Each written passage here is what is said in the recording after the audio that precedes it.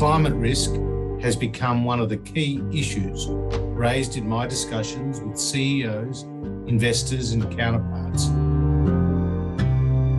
Australia has a lot at stake. We cannot run the risks that markets falsely assume that we are not transitioning in line with the rest of the world.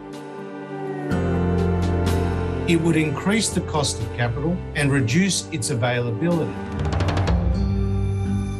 When Treasurer Josh Frydenberg warned last week about the financial costs of not acting on climate change, you might have had a sense of déjà vu. The warnings about climate change have been coming for years now, but Sir Nicholas Stern dressed his in an expensive business suit and wrapped it in free market rhetoric. Left unchecked, the bill for global warming will be 20 times as big. Economically speaking, mitigation is a very good deal.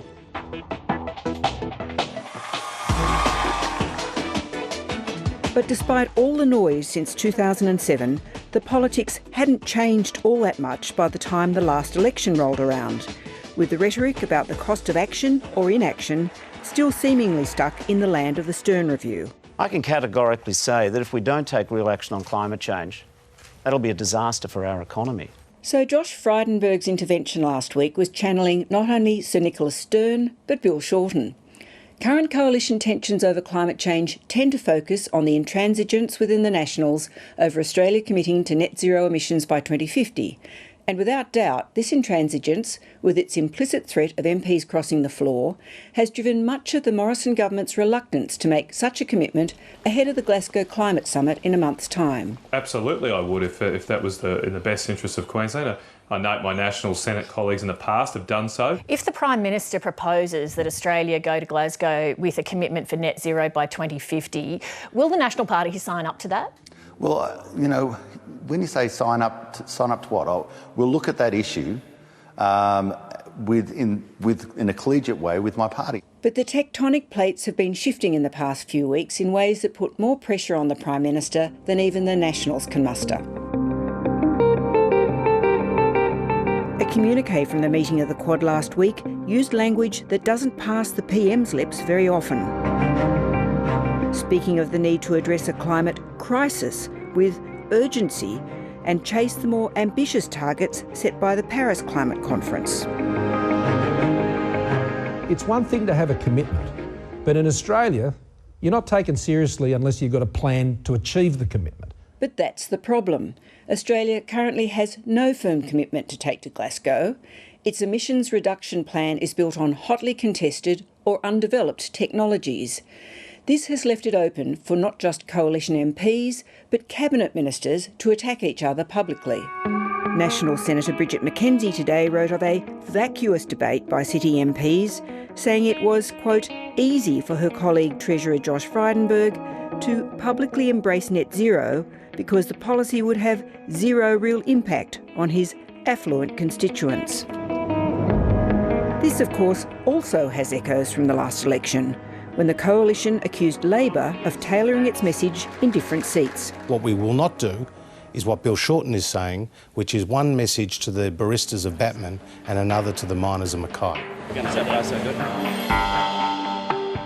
Coalition tensions on climate change are hardly new, but there is a new problem for the PM, the well-funded threat now faced by some of his urban MPs from independents with more ambitious climate agendas. Some of whom will be getting funding from a group called Climate 200, whose convener is energy investor Simon Holmes à Court. We've got about 1,200 donors, well on our way to 2,000, and $1.4 million as of today. Climate 200's target seats will include Frydenberg's, as well as those of Tim Wilson, Katie Allen and Greg Hunt in Melbourne, and in Sydney, Dave Sharma, Jason Falinski and Trent Zimmerman. Holmes à Court says even net zero emissions by 2050, which many of these MPs do support, isn't enough. We may get that kind of commitment from the Morrison government soon, but at net zero by 2050 with a linear glide path, we've pretty much lost the reef at that point. The most ambitious I've heard is a 2035 target from Dave Sharma, and it was something pretty lame, like 40 to 45% by 2035.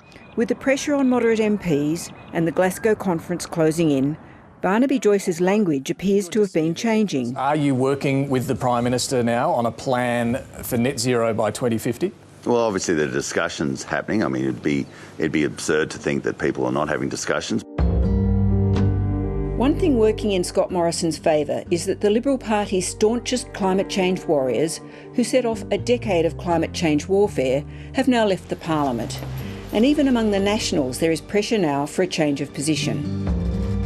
Former Nationals leader Michael McCormack and former Cabinet Minister Darren Chester have both backed in recent days the push for more of a commitment to reduced emissions, as long as regional communities are not hurt. My task has been to bring my government together on this issue and to focus on how we can get it done.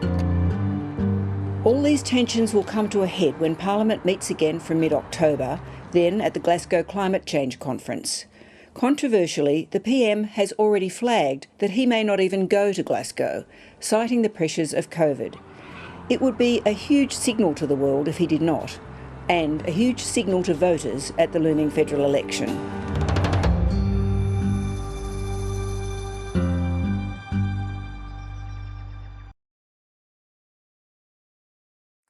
Hi, I'm Lee Sales. Thanks for watching this story. If you'd like to watch more of 730's stories, they are on the left of your screen. And tap on the button below to subscribe and get the latest from ABC News.